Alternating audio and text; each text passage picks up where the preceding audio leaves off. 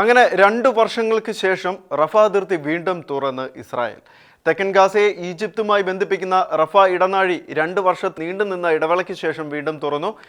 Gaza വെടിനിർത്തൽ കരാറിലെ വ്യവസ്ഥകൾ പാലിച്ചുകൊണ്ട് ഇസ്രായേൽ പ്രധാനമന്ത്രി ബെഞ്ചമിൻ നെതന്യാഹുവിന്റെ പ്രത്യേക അനുമതിയോടെയാണ് അതിർത്തി തുറന്നുകൊടുത്തത്. തെക്കൻ ഗാസയെ ഈജിപ്തുമായി ബന്ധിപ്പിക്കുന്ന റാഫ ഇടനാഴി 2 വർഷത്തെ നീണ്ട ഇടവേളയ്ക്ക് ശേഷം വീണ്ടും തുറന്നു. ഗാസ വെടിനിർത്തൽ കരാറിലെ വ്യവസ്ഥകൾ പാലിച്ചുകൊണ്ട് ഇസ്രായേൽ പ്രധാനമന്ത്രി ബെഞ്ചമിൻ നെതന്യാഹുവിന്റെ പ്രത്യേക അനുമതിയോടെയാണ് അതിർത്തി തുറന്നത്. റാഫ അതിർത്തി തുറന്നെങ്കിലും ഗതാഗത സംവിധാനങ്ങൾ ഭാഗികമായി പുനരാരംഭിക്കുകയുള്ളൂ എന്നാണ് റിപ്പോർട്ടുകൾ. റാഫയിൽ ഇസ്രായേൽ സൈന്യത്തിന്റെ കർശനമായ സുരക്ഷാ പരിശോധനകൾക്ക് വിധേയമായി സെക്യൂരിറ്റി ക്ലിയറൻസ് ലഭിക്കുന്നവരെ മാത്രമേ കടത്തിവിടൂ എന്ന് അധികൃതർ വ്യക്തമാക്കി. യുദ്ധകാലത്ത് ഗാസയിൽ നിന്ന് പലായനം ചെയ്ത 42,000 പലസ്തീൻകാർക്ക് റാഫ ഇടനാഴി വഴി തിരിച്ചെത്തുവാൻ ഇതോടെ അവസരമൊരുങ്ങി. അടിയന്തര ചികിത്സ ആവശ്യമുള്ള 50 രോഗികൾക്കാണ് യാത്രയിൽ ആദ്യഘട്ട മുൻഗണന നൽകുന്നത്.